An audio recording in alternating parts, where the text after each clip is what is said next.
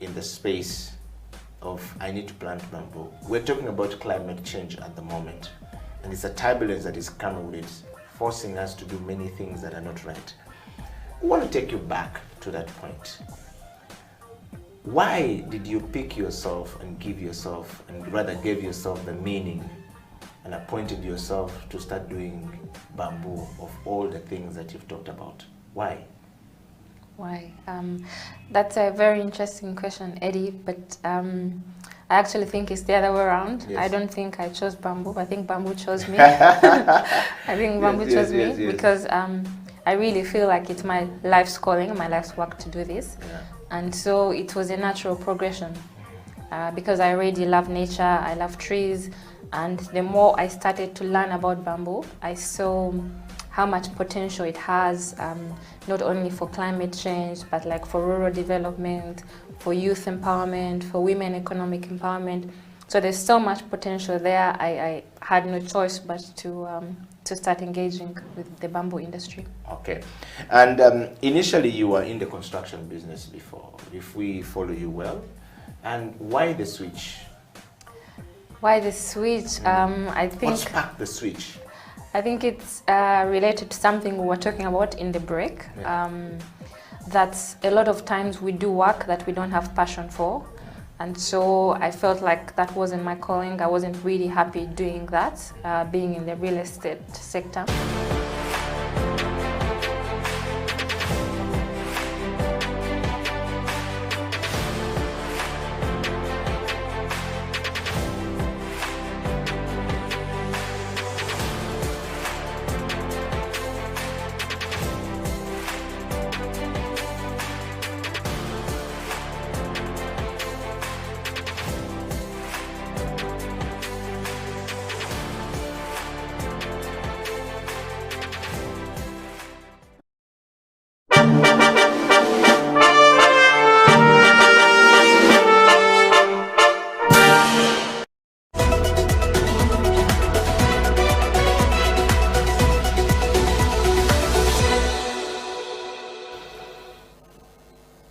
Irene, being the very first person in Uganda, earlier on when we were talking to you, you became the first employee of Diwala in Uganda.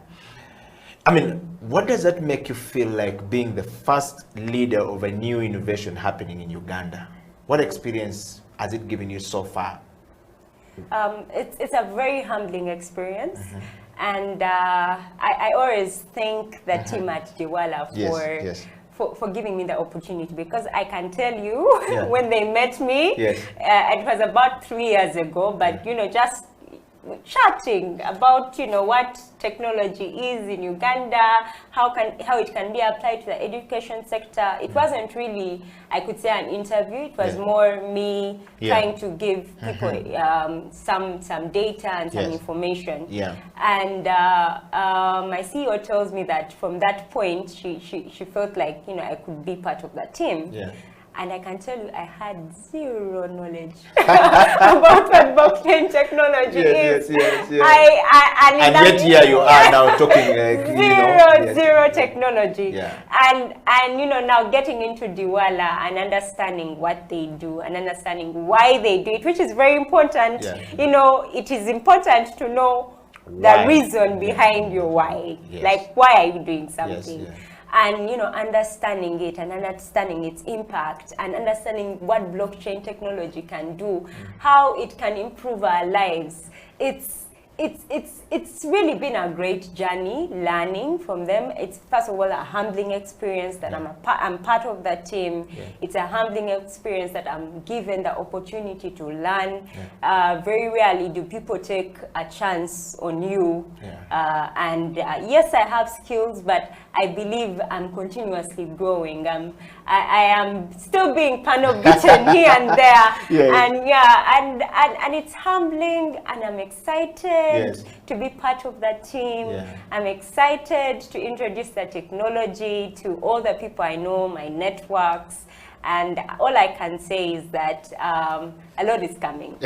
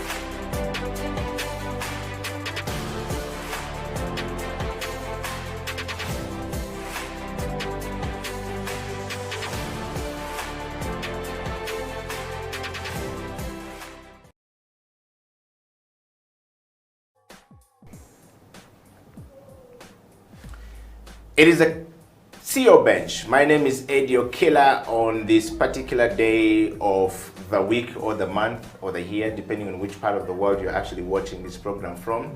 My guest this morning on the CEO Bench needs no introduction. It is said that if a person needs a long introduction, they don't deserve one. And if they deserve one, they don't need one. Ladies and gentlemen, all across the world, on the CEO Bench today, we bring you the story of a young lady springing out of Uganda, from the central region of Buganda. The name means something else, and both of our names are quite very, significant when you think about the words and the meaning behind the words, what the English people say is the etymology of the letter, or the words, or the origin of the words. Welcome to the CEO Bench. And of course, as my name is Eddie Okello, live on House of Talent Television is Divine Nabawesi, who is the founder and the CEO of Bamboo, Divine Bamboo, or Bamboo Divine. That's how now people call her. Divine, welcome to the program. Thank you so much, Eddie. First of all, how are you and how have you been? I'm doing fantastic. Thank you so much for having me here. You are welcome. And the CEO Bench often look at people like you who are doing something significant in our society, or people who are doing something for others, or people who look beyond self. But first, we want to know from you, who is Divine in a nutshell? Who is Divine? Yes. First of all, I'm very honored to be here. I know that you've had some very great speakers before me, so I'm very honored for the invitation. And as you mentioned, my name is Divine Nabawesi. I'm Ugandan, born and raised. I grew up in Entebbe, and I later moved to Kampala, where I attended secondary school. I went to Uganda Matters, Namugongo. And then for my A-levels, I went to King's College, Budo, and then I pursued a Bachelor's of Social Work at Makerere University. Okay. Yes. And when you say you grew up from Entebbe, does that mean that's where your ancestry starts from, your home, everything? For a person who's watching you from, New York, or from London, or from, Finland, and they want to know more about you, they don't know these things. In Africa, we have the origin of where we come from. Is that where your parents spring out from? Okay. So the origin story is will sound a bit funny, because my village is actually Nigeria, which used to be a village, but now it's not a village. So yes. Yeah, that's where my mother is from, and my father is from Masaka. Okay. Yes. So authentically, you're a Muganda from Buganda. Yes, I am. All right. And then so they always ask, Wedirachi, what is your tribe? Does that mean in Buganda? Yeah. So let's tell us more about the culture of Buganda and where you come from, how you guys do things, the history of your name, behind what does Nabawesi mean for somebody who is watching the program from any part of the world and would like to know you. Particularly me, personally, I'm interested in knowing. Well, okay, that is a tough question. that is a very tough question. But my clan is the Cow clan. Okay. So my name, Nabawesi, comes from Omuwesi, who used to be an iron worker. Okay. Yes. Wow. Oh, yeah. Why did your parents give you the Omuwesi name that was a iron worker? And yet you were in wood and bamboo. True. Yes. Maybe they knew I was going to be a creative. Okay. Maybe, I suspect. And talking about creativity, all through growing up, what has been your creative thinking process like as a person? I think that I draw a lot of inspiration from reading. I started to read at a very young age. I'm always reading. And when you read, you're drawn into this world of different characters from different centuries, and I think that opens up your mind. Yeah. And because you're able to dream and to know that there's a different world out there, and that anything is possible, really. So I think for me that's been very important. All right. Talking about that, your parents, your father and your mother, and your history from Nigeria, which is just a suburb of Kampala. For those of you guys who are watching the show from all across the world, Nigeria is just it's what we call a satellite city away from the city of Kampala. you know, a couple of kilometers away from the main city is where she comes from. So technically, Divine was born or comes from the city center. That's the village. And Masaka is what, about 100 kilometers away, or 122? Is it 200 kilometers? From Kampala. Yes. It's about 120 kilometers away from Kampala. Yeah. So she's a girl around about the city and the town. All right. And talking of that, when we want to look a little bit deeper on the background of Divine from the family point of view, growing up as a child, what was it like with your parents? I think I had a normal childhood. It was happy, but I think mostly ordinary. I was able to explore and play as a child, so I think, yeah, it was a good childhood. Okay, and what was your character like when growing up as a child, that when you look back at this point where you are right now, you can say, yeah, I was always leaning towards this? Were you beaten like a typical, you know, African child who is always given a few slaps here and there for being stubborn? At some point, we would just see parents give you a look, and you know what the look means and what it does. Not very many people know this. How was yours like in your family? Are you the only child? Are you know, how many are you? Okay, so I have 3 siblings, but I think that growing up, I was a good student, what some call teacher's pet. Yes. So I was very good. Yes. I did my homework on time. Yes. I was excelling. So I think I always survived the caning because of that. Yeah. I was a good student. I also loved nature. I joined the Girl Guides, and because we were in Entebbe, we would go camping in the botanical gardens. So I always loved nature from a young age. I was planting flowers and trees already at a young age. So I was drawn to nature very early on. Wow. Yeah. Which basically brings us to this interview that we're having today. So Divine, let's talk about you and the leadership. The program you're on today is about leadership. Change management, leadership, change management, and transformation is what the CEO Bench is about. We bring people who are, you know, moving forward or climbing the ladder to the top of leadership, or coming down from the top as leaders, you know, retiring, or people who are on the way, the verge of going. And right now, you were a lady on the rise. And the nomination that brought you to the CEO Bench suggests that. We want to just know from you that your self-leadership, what is your understanding of leadership, first of all, and what is leadership to you? My understanding of leadership would be someone who is able to inspire others. So a leader should be somebody that other people look up to for guidance on, it could be a specific discipline, maybe a sport or entrepreneurship. But a leader needs to be able to inspire others to be better and to achieve a certain goal, I guess. Okay. And what is self-leadership to you? What would you define as a self-leadership from a Divine point of view? Self-leadership, I think reminds me of something that Jim Rohn once said, that you have to motivate yourself always. If you wait for other people to motivate you, it's like waiting at a train station where no trains come, so you'll be waiting forever. So you basically have to motivate yourself. That's the only way to be a leader, I think. Okay. There are 5 different types of leadership, Divine, that exist. There's what we call a transformative leader or transformative leadership approach. There's what we call a laissez-faire leadership approach and style. And there's what we call a democratic leadership style or approach. And there's what we call transactional leadership approach to things. And then the 5th one is what we call charismatic. Which of these do you practice and why? Interesting, because I feel like there's maybe one missing. Yes. And I would call it collaborative leadership. Yeah.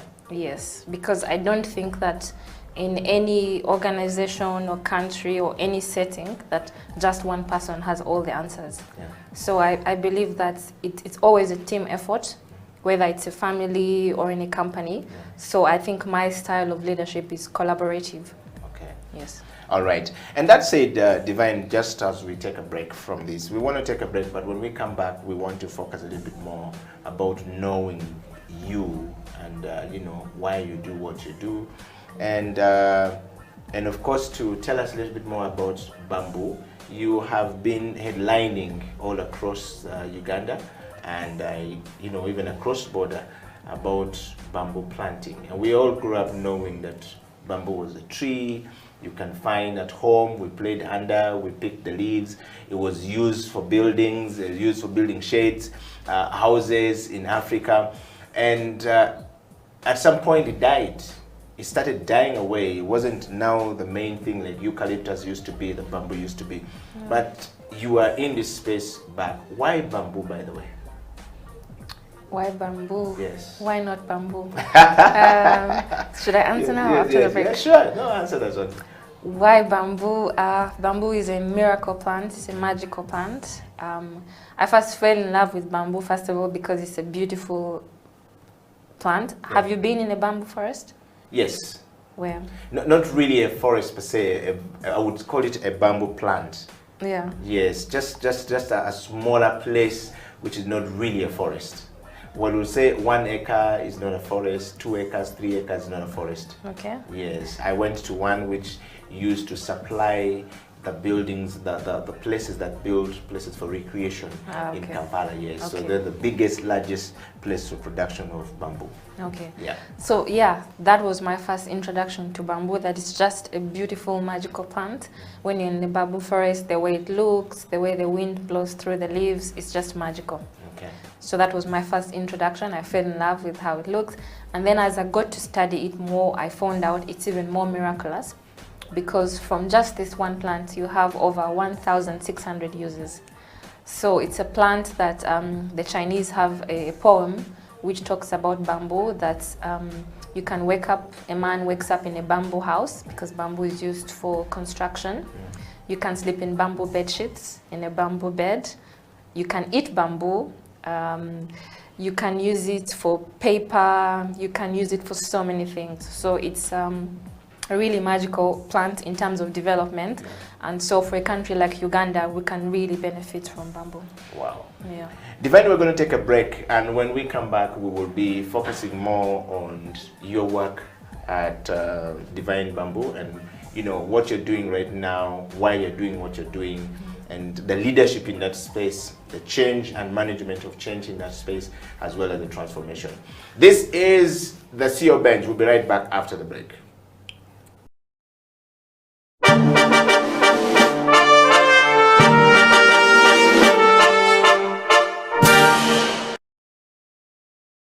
By the way, when you won in Tanzania, you know, that was your biggest cup, Sekafa. What was the party like? Did your chairman walk on his head? What was going on? The chairman was very excited. I had not heard. What happened in the board? We want to know.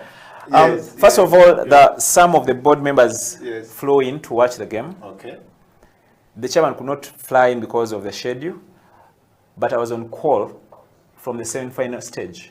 He would call me all the time. Do you need anything? We're happy. He was very excited. I had never had a chairman CEO conversation this long with him. It was the first time. Yes. And everybody that is connected to Express was really, really happy. I mean, we beat Yanga in the semi-final. Then we beat Nyasa Bullets from Malawi, the champions of Malawi. And everybody was really, really excited. My family was very excited. My family is always complaining that I don't talk about them. My family was very happy. They were excited. I'm sure most of them are watching this show right now. The families of my staff, this for me is very exciting. The families of my staff are always following Express because their children are working for Express. Wow. And many other people. It was winning the Sekafa. Yes. Kind of cemented the kind of transformation Express has had in the recent times. And we have a Sekafa. Every time I look at that trophy, I keep telling my people, well done. Yes. And I'm sure the chairman, wherever he is, I'm sure he's busy, but he will watch this show I'm sure he's happy that we have the Sekafa in our bag. We have the Premier League in our bag. In his third year, by the way. This is his last year, but I know he's around, but he had a plan from 2018 to 2021, and 2021 he has won all this. I'm sure he's very happy. For the first time, and we believe it's not the last time. Okay. Yeah.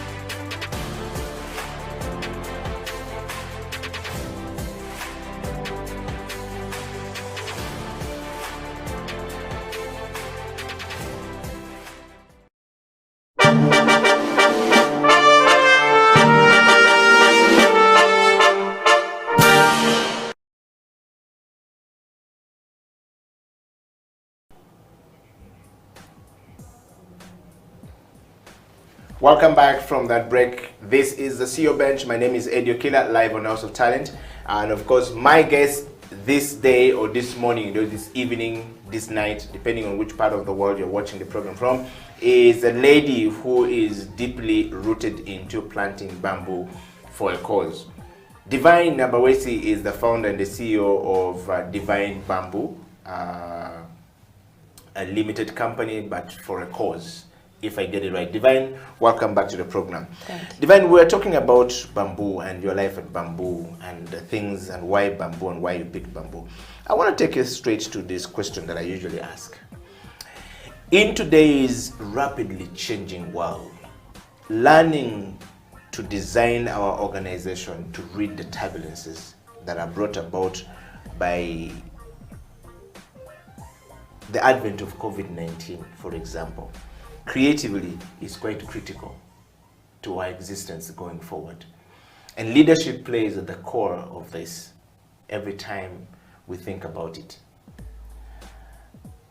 You are thinking creatively in the space of I need to plant bamboo. We're talking about climate change at the moment, and it's a turbulence that is coming with it, forcing us to do many things that are not right.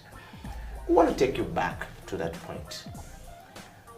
Why did you pick yourself and give yourself, and rather gave yourself the meaning and appointed yourself to start doing bamboo of all the things that you've talked about? Why? Why? That's a very interesting question, Eddie, but I actually think it's the other way around. Yes. I don't think I chose bamboo. I think bamboo chose me. I think bamboo chose me because I really feel like it's my life's calling, my life's work to do this. Yeah. And so it was a natural progression because I already love nature, I love trees, and the more I started to learn about bamboo, I saw how much potential it has, not only for climate change, but like for rural development, for youth empowerment, for women economic empowerment. So there's so much potential there. I had no choice but to start engaging with the bamboo industry. Okay. And initially you were in the construction business before, if we follow you well. And why the switch? Why the switch? I think... What sparked the switch? I think it's related to something we were talking about in the break. Yeah. That a lot of times we do work that we don't have passion for. And so I felt like that wasn't my calling. I wasn't really happy doing that, being in the real estate sector. So I wanted to do something that that would make my heart happy, while at the same time contributing to social and environmental good. Okay. Yeah. And so let's talk about the Divine Bamboo. When you started the organization, you said you felt like it was a calling for you to go into it. But what is really the real story behind the call, and what is Divine Bamboo in a nutshell? Okay. So Divine Bamboo is an innovative forestry and energy company. It's a Ugandan company. And our mission is to stop deforestation in Uganda. We do that through the promotion of bamboo as a sustainable alternative to cutting down traditional hardwoods. So that was my motivation really, because Uganda is losing so much tree cover, we are losing so much forest because mainly of the need to cook. So because of fuel wood in the form of charcoal and firewood, a lot of people don't have a choice but to go to the forest and cut down trees. Yeah. And so we wanted to provide an alternative to that. Okay. Yeah. And so when you started to provide an alternative to this, how has this been received by the people that you're talking to?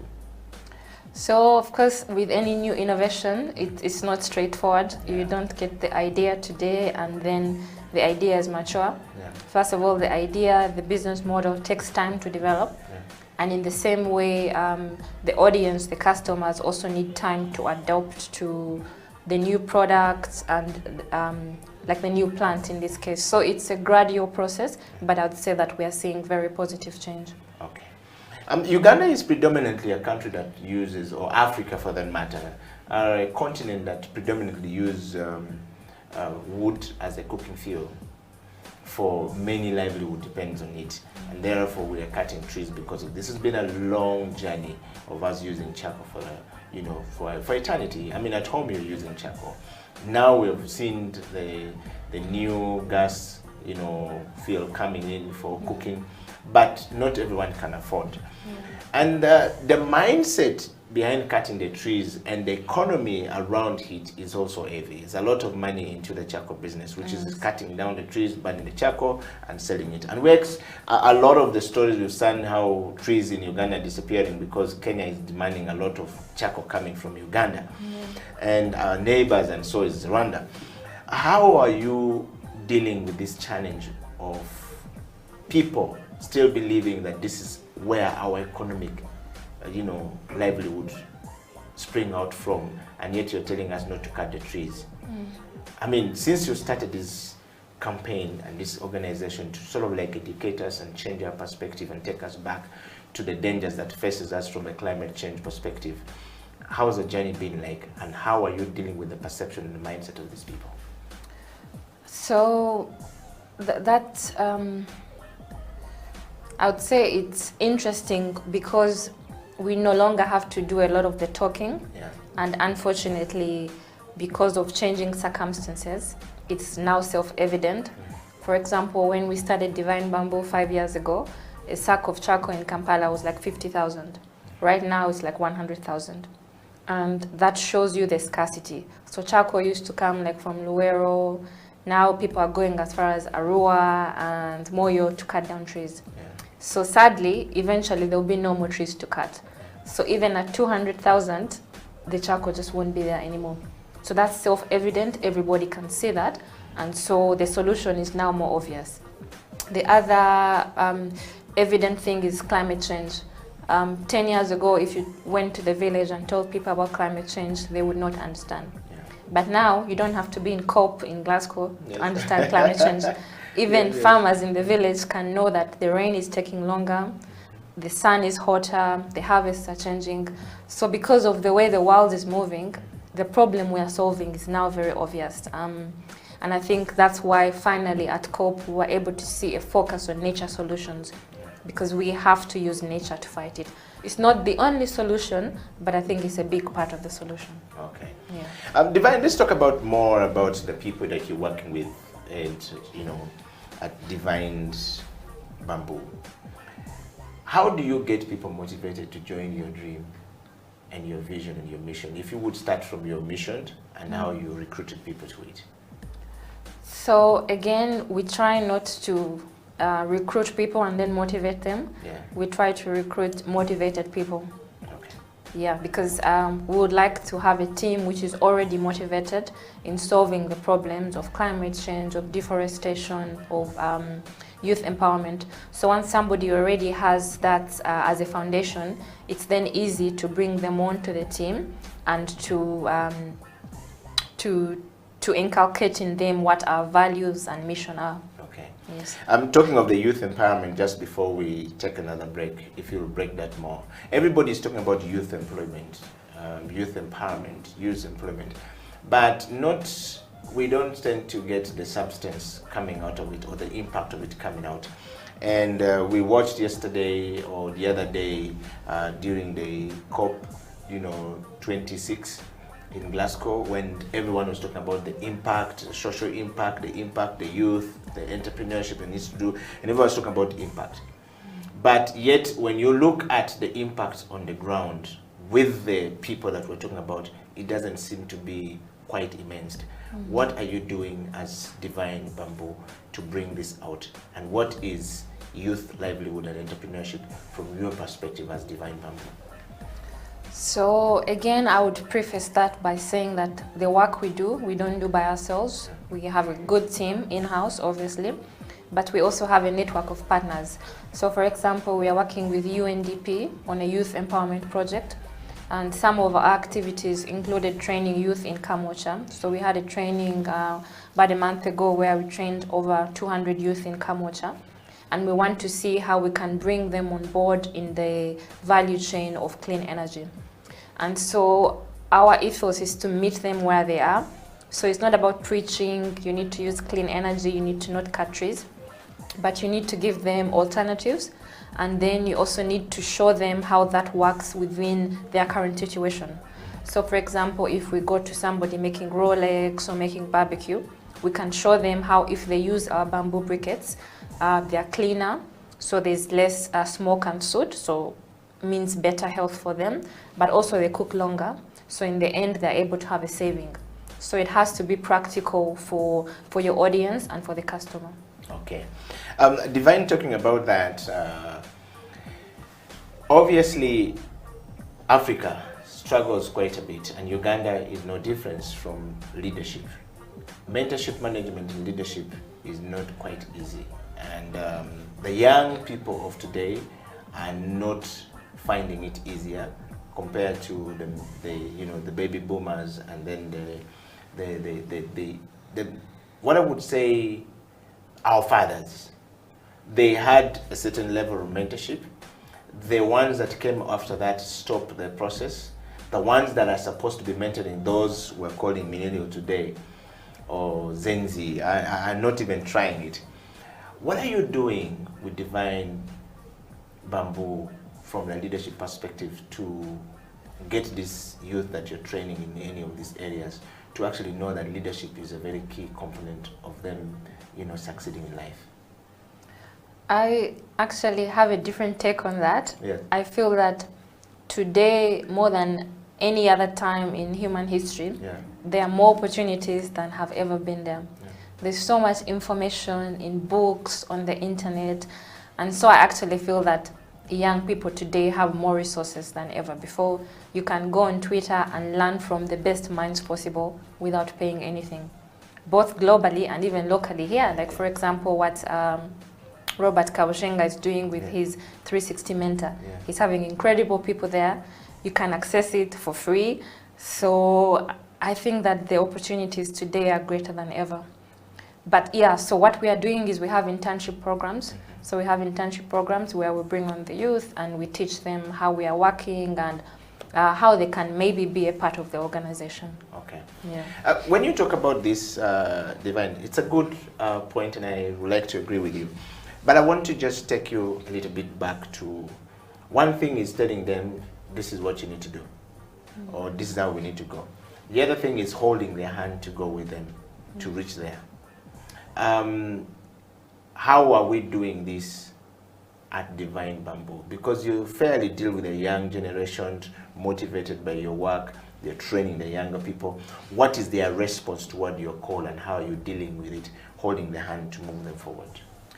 The response is very good. We have a lot of engagement on our social media channels, but I think the biggest one, like I mentioned, is the internship program, where they actually come and join the company, and for a few months, maybe 3 or 4 months, they get to work with us.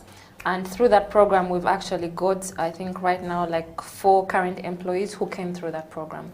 So I think that would be our biggest engagement, on top of the outreach that we do, like in Kamwokya, where we had the training to show them how to use briquettes in their existing businesses. Wow. We're talking to Divine Nabawesi, who is the founder and the CEO of Divine Bamboo, an organization that has focused itself in planting bamboo and making sure that we actually have clean energy coming up from that space. If you have a question, we would like you to post it out there and Divine will be able to answer it. Kisses and disses are welcome. We don't take things personal. Divine is here to, answer your question. We're going to take a break, and when we come back, the CEO Bench will continue on change management and how bamboo is causing transformation in our society.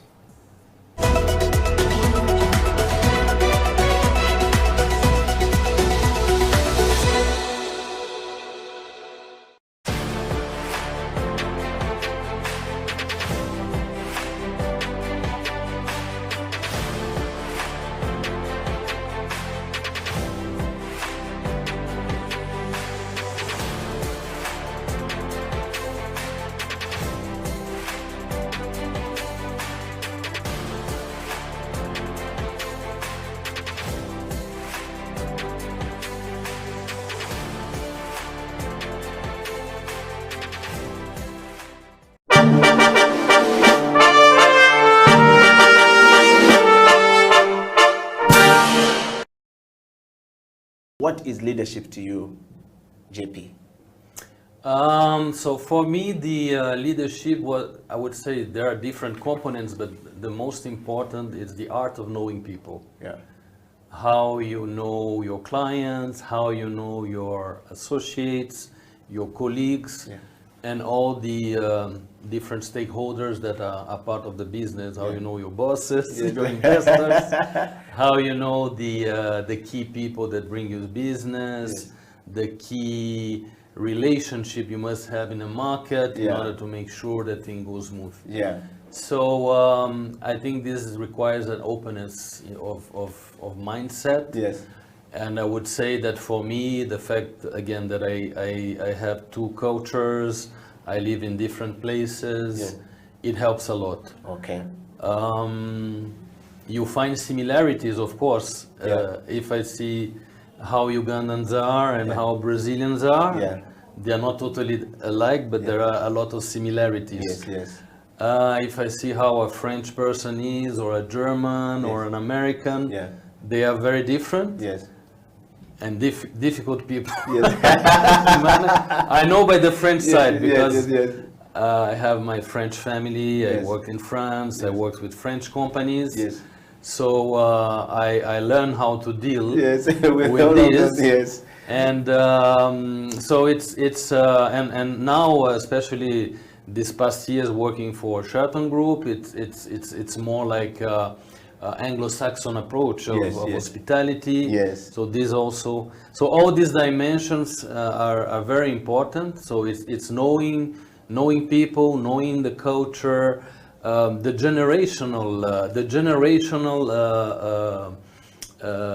different generations you deal with. It's a very important. Yeah.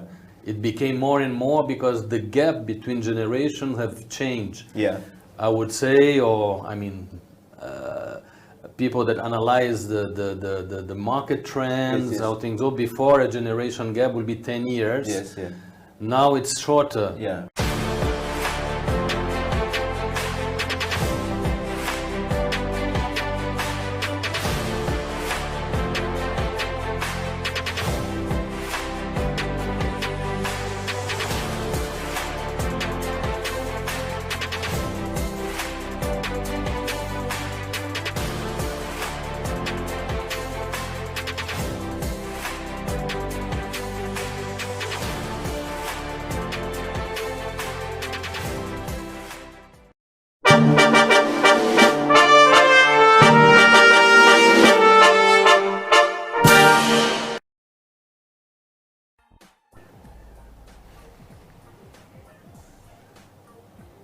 Welcome back from that break. My name is Eddie Okila and this is Creative Industry Talk mixed with the CEO Bench, with everything about talking creatively about planting trees, but particularly bamboo. Today we've learned something from Divine, that bamboo is a magical tree, it's a magical plant.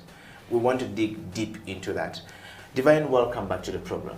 When we went to the break, we were talking about the impact of the project that you do on the young people that you're working with, the mentorship management and the leadership. Let's talk about change management. There are a lot of things that are happening in our society today.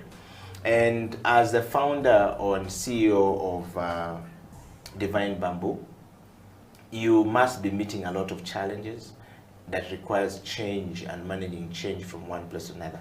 But first, you started by managing change from you, turning around your life from the construction business and the real estate business into bamboo.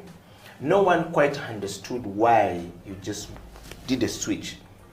What was the journey like moving from what you once was comfortable with to something that it could have been either failure or success?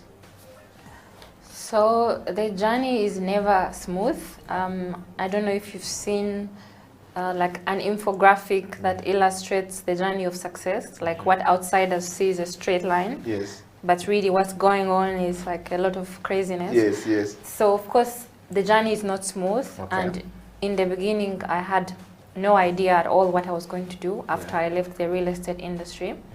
And so I actually took some time off and went to travel and just to find out what I want to do.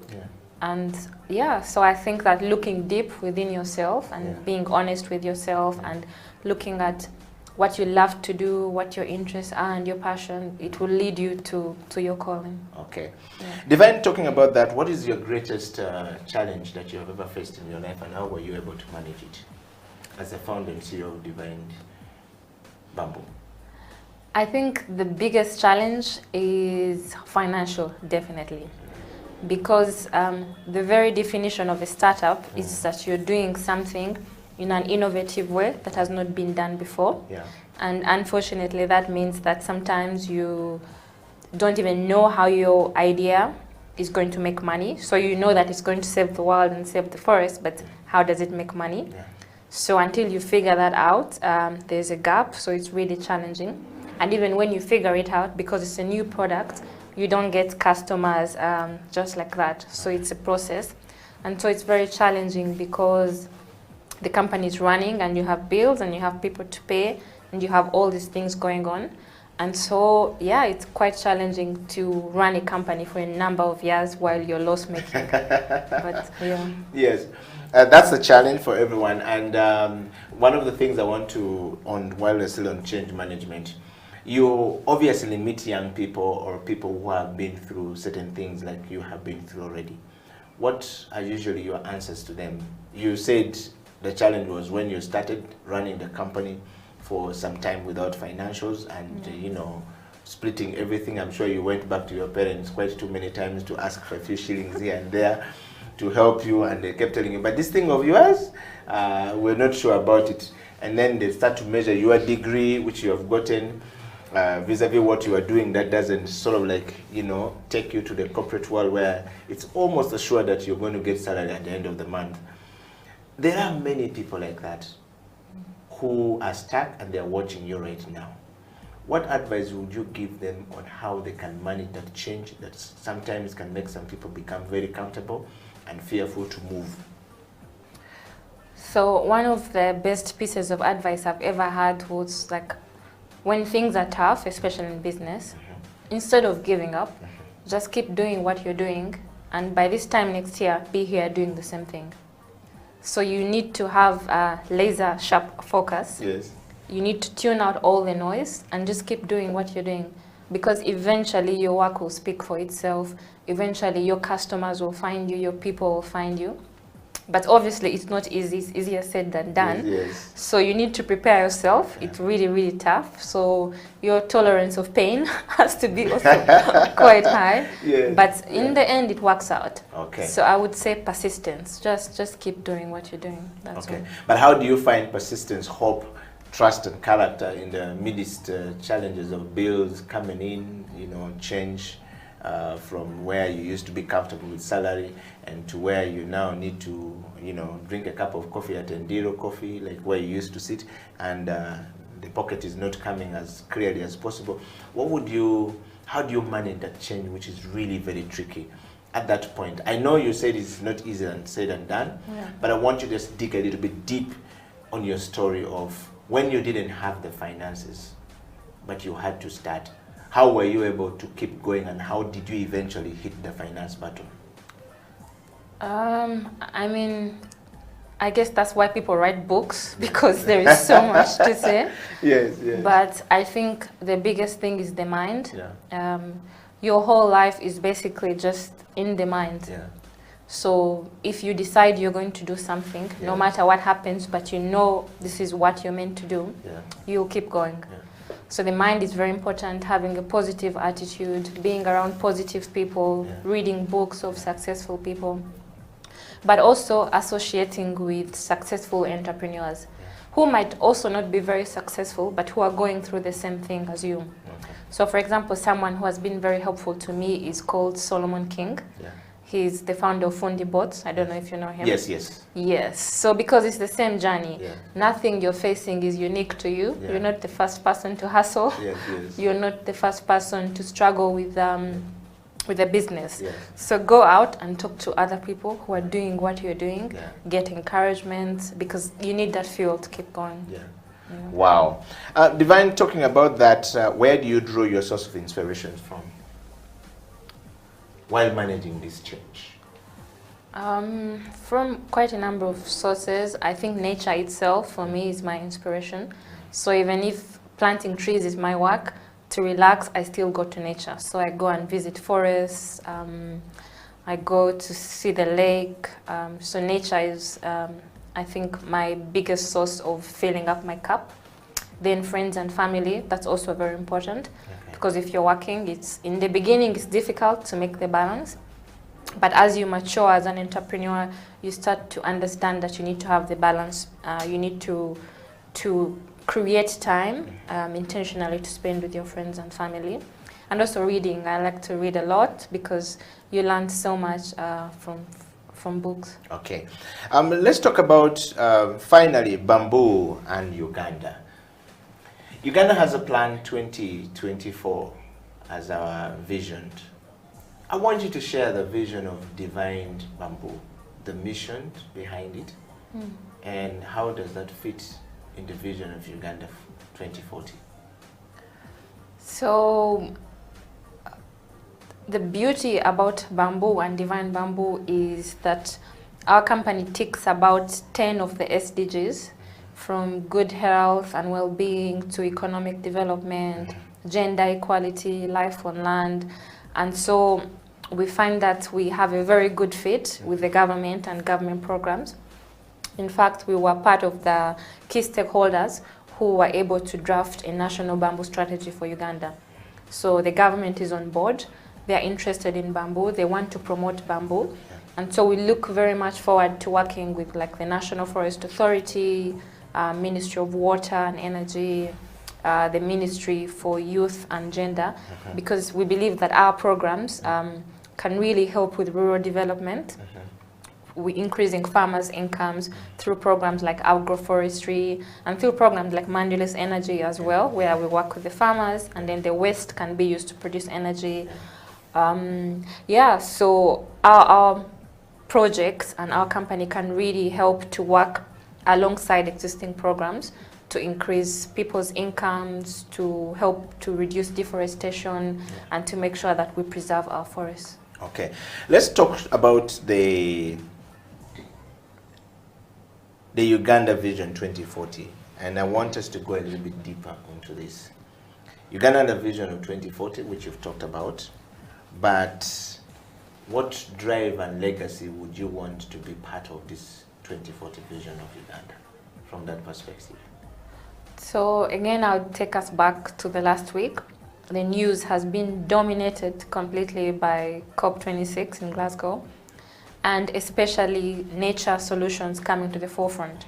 So prior to this, I feel like nature solutions were a bit underfunded and underrepresented, but finally nature got to be center stage, and now everybody is waking up, from government to billionaires like Bezos and the Gates. Everybody is now waking up to the importance of nature. So I feel like we are ready. We've been waiting for a long time. So we are ready to work with all partners to help achieve the targets that the world is setting. How can we reduce global warming? How can we contribute to the decarbonization. And so we are well positioned for that. We are working with farmers because we believe that it's going to take everybody. It's not just one company or one person. We're working with farmers, we are working with producers and businesses and schools. And so we are ready because we work with women, we work with youth, and hopefully we can help to influence the energy, the clean energy industry. Wow. Divine, from the French angle, a couple of years ago you first appeared in France, the Campus France program that you went for. Let's talk about it. Was that your first time in France, and how did you get there? Yes, that was my first time in France. So I attended a program at Alliance Française, and I was the best in, I think it was DELF DO, which is a level of French, of the French language. So then as a reward, I was given a trip to Paris and the south of France to go and learn more about bamboo actors in France, but also just to experience French culture. Okay. Yeah. And while in France for that program, or on that exchange program, what did you learn from there? What were the learnings that when you came back to Uganda, you have been applying, you know, from the art and culture perspective to the environment perspective to the people perspective? What did you learn from there that you're implementing here that you can talk about now? I think probably one of the biggest learnings was the fact that great things take time. So obviously things like the Louvre or the Eiffel Tower and all those amazing gardens that are created there, they don't happen overnight. So you need to dedicate the time and the resources to know that it's going to take a long time. If you want to make something that will last forever. And also quality, like you have to really be consistent on quality. Yeah, and on that note, as we go towards the end of our interview today, I want to take you, recently you appeared in France for the New Africa France Summit 2021. And in Montefilet, as we call it, or Montefilet, I mean, the people who came back from France were trying to pronounce this is Montfilet, Montefilet, Montpellier, Montpellier. So all of this is, but you were there. What was the learning that you picked from there? What is your understanding of the new Africa-France relationship? Okay. So first of all, it was a great honor to be among the few Ugandans chosen to go and represent Africa in Paris and Montpellier.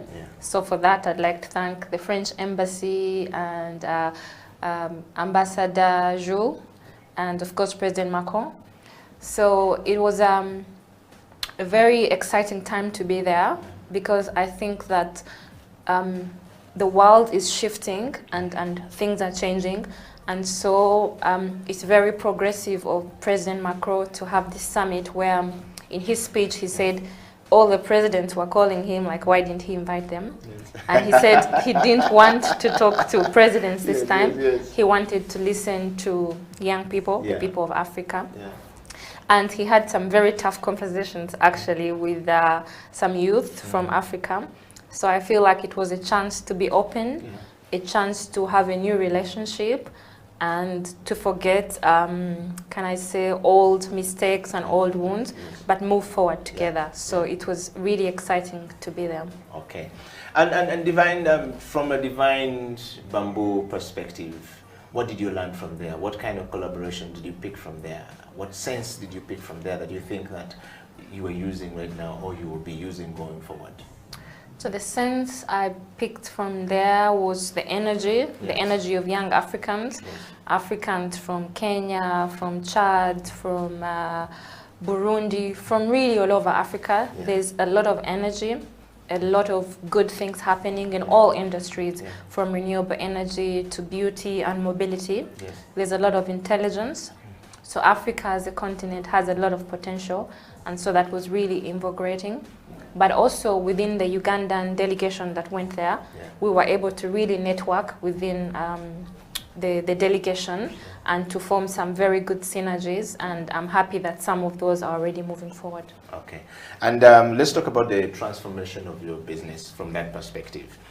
When we were into following what was happening in France, we would see a lot of France talking about we need to transform Africa, we need to work with Africa, transform Africa, we want to focus on the collaboration. Collaborations means equality, it means fairness, it means forward thinking, it means many things from their perspective. And you guys were in the audience.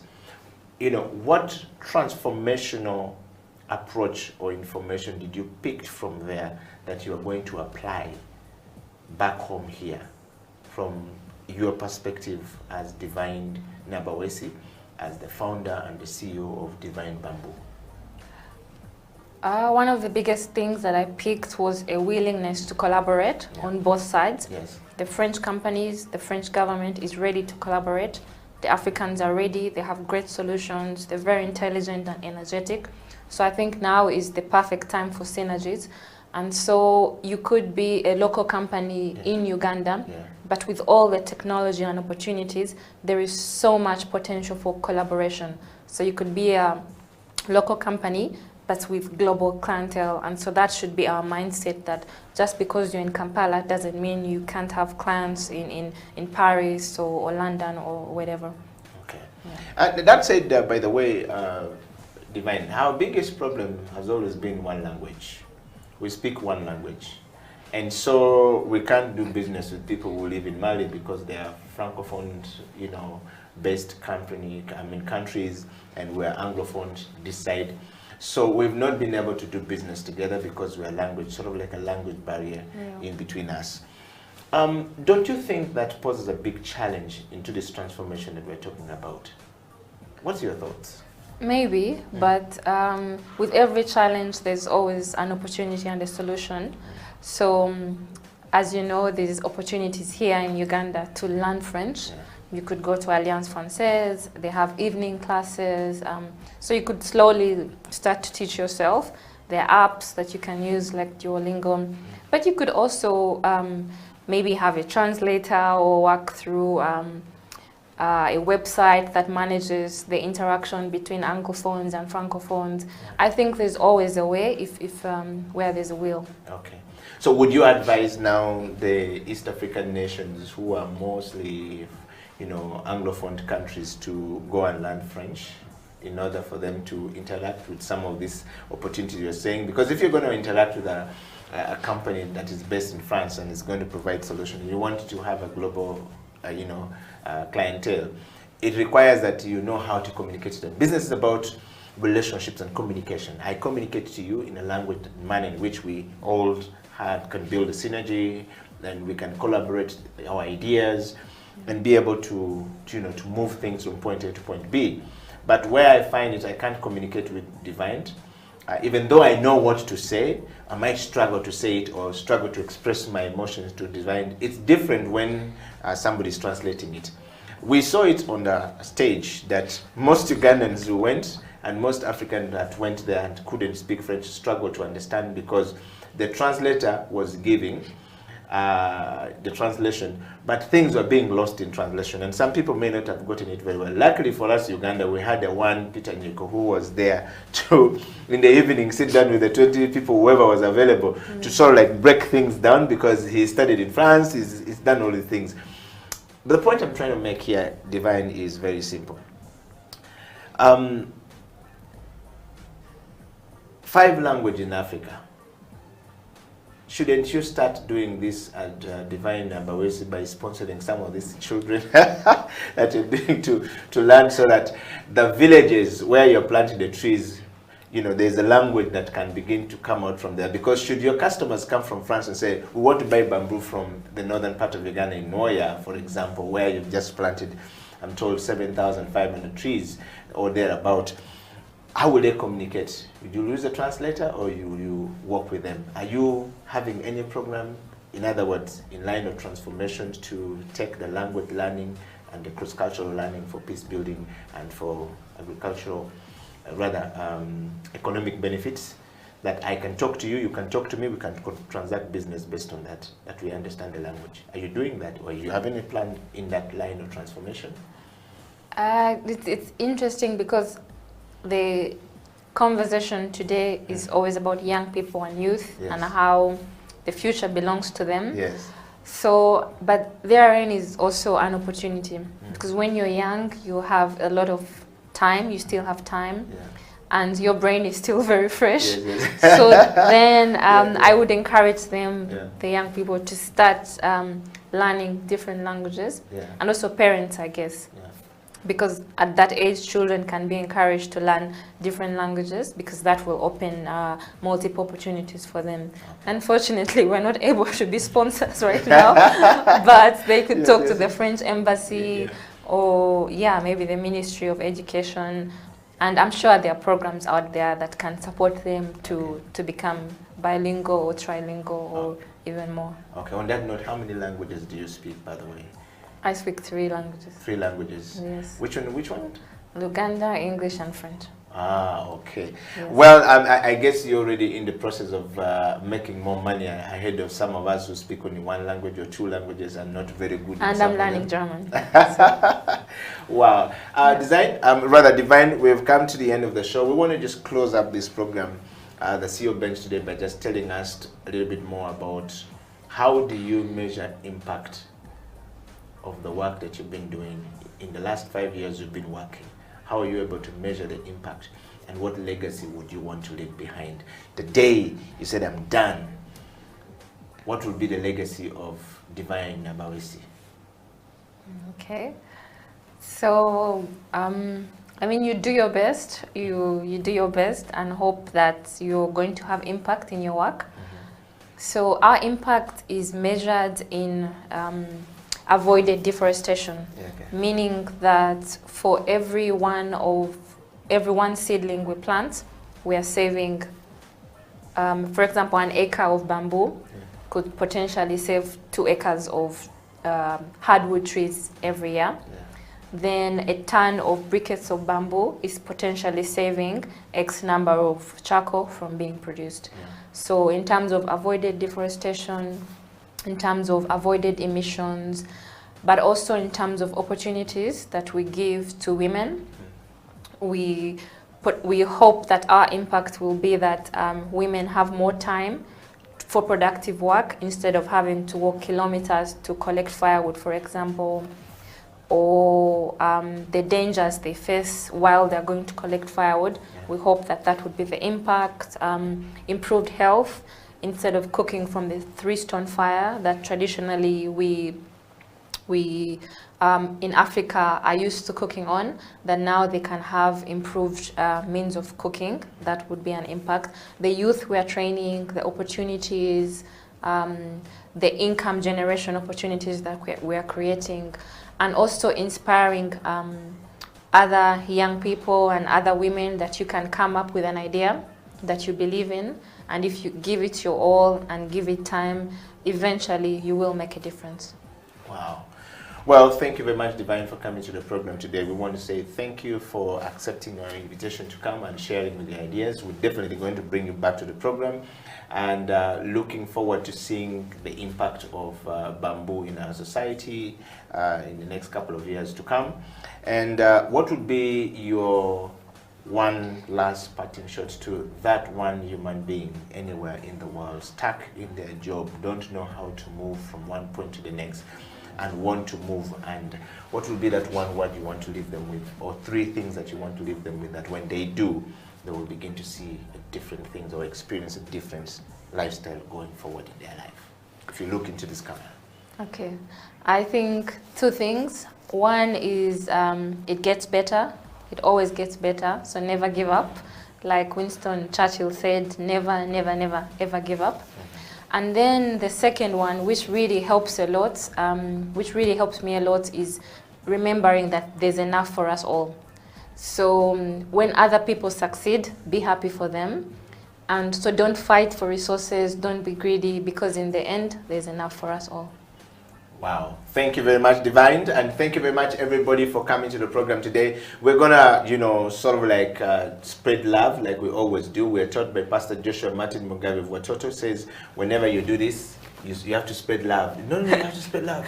Yes, you have to spread love to everyone that is going. But thank you very much for coming, Divine. We've come to the end of the CEO Bench today. We want to say thank you very much, everybody. Divine will be coming back on the show on the Creative Industry Talk to talk about the creativity of how they're using bamboo to create more jobs and how that is being used in creating furniture, building houses, using it. She talked about that can be used for bed sheets and beds and stuff like that. We want to know how that process works. She talks about it being used in the value chain of, you grow bamboo, you use it for cooking, you use it for building the house, you use it for putting the shades, but then also you use it for cooking.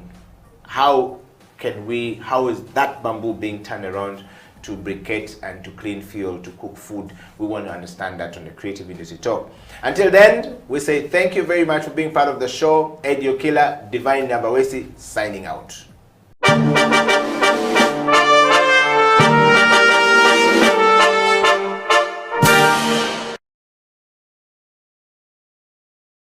Learned a lot from the YouTube on how to make cakes. I don't need to come to an expensive school in Kampala. You can use it technology for it. Just get people exposed towards something and they see the good thing about it and they take off.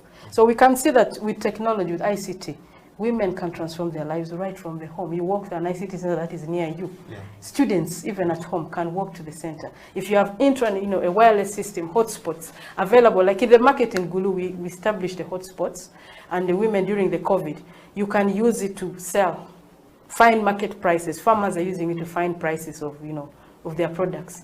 Network, the possibilities. You open people to the world and take them away from their small world. Yeah. Open them up. People are doing businesses, electronically. Wow. So that's the beauty of Bosco Uganda. I see so much that see what you're talking about. I can see through it. And I want you to share your questions if you have for Jennifer. But Jennifer, our time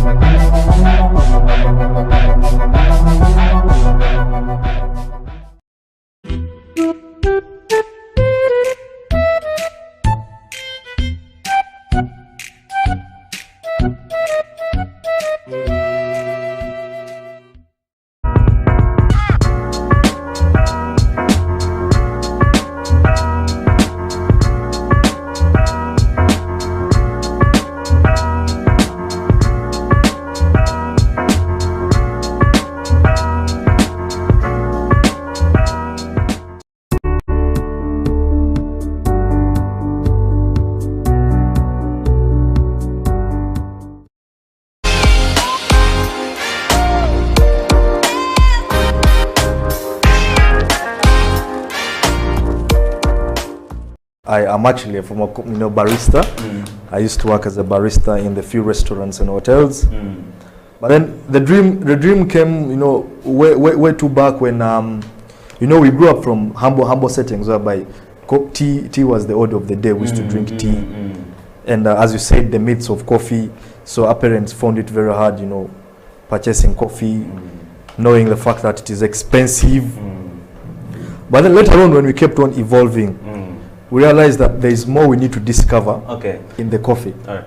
So, Okirwan, I would like us to have this whole conversation while we are seated around here, okay? Yes, please. So that we can have our viewers see whatever we are doing. Yes, please. So, you might take your seat as we're making this coffee. Yes, please. So that we are able to show our viewers what we are really making here. So, you're telling me about tea and how it went into your family.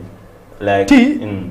Tea, I should say 70% of the household community in Uganda drink tea. You get it? But then there's this other cash crop that is called coffee. Coffee, we all know that agriculture is the backbone of the economy. And in recent years, we prove that, you know, coffee has really improved more of our revenue in Uganda. So we need to really appreciate the coffee itself as a food and as a crop. Yes. So how did you get yourself into coffee? Because by the fact that you're doing brand Bird's Nest, it means you're well versed with coffee, right? Yeah. So how did you get into yourself with coffee? So Bird's Nest Coffee, I got introduced to coffee 3 years back ago. Had a friend who was a barista that introduced me to the profession. I think I was contributing as among the 5% of the locals that don't drink coffee in Uganda. Imagine. But then when I got the awareness that, you know what, under the value chain there's what they call a barista that produces the coffee to the consumer. And so through that I developed knowledge, and I realized, no, there is more we need to explore in the coffee. Wow. So what I did is, since I had an idea of starting up something related to coffee, and beautiful enough, I got introduced to the industry, and I got to understand the pros and the cons in the industry. So I was like, you know what, well, why don't I start up this idea of a coffee brand? So boom, here comes up Bird's Nest Coffee. I started up the brand. At first, we started by, we used to preach the gospel. We used to make tours. You guys speak about the gospel. But I don't understand this whole thing of gospel. What's it like? The real essence of gospel, coffee gospel. The word like religious gospel. What's coffee gospel, or what's the gospel? Like, you use it a lot. Beautiful. So the gospel, what basically we mean is we bring good news of coffee. Good news, isn't there a bad news of coffee? No, but then the good averts the bad. So I believe there is more good than bad. However, of course, whenever you do anything in excess and in ignorance, basically, yes, it's going to be we're going to have in that element of negativity. But then we're not supposed to look at the negative part, you know, more. So we're supposed to appreciate the positivity in the coffee. Well, as a consumer, I like to appreciate my coffee, and as organic, as Crow told us, his coffee is so organic. I wouldn't love to see my coffee being wasted here. So, Crow, let's go on as you're making this coffee, and as you're telling us about how you managed to get into the coffee industry. Yeah. So basically, when I joined the coffee industry, as I said, I contributed 5% of the people that used not to consume coffee. You joined the 5% of people who exactly. I was among them. You were among them. I was a good fan of tea. Which tea do you like? Like this normal local tea of ours? Because there are various types of teas. We have the rooibos, Earl Grey, you know, those London teas. Yeah, so the herbal tea. Of course, it was local. It was local. Black tea, Garigenyini. So we grew up drinking that tea. But then when I got introduced to the profession, and beautiful enough, oh my God, this is gold, I should say. Coffee is gold. So Bird's Nest, yes, we started that slowly. We started with the gospel, I said, which was the good news. Gospel. So we used to preach the gospel. But then, of course, when you're starting up something new, there are always challenges, and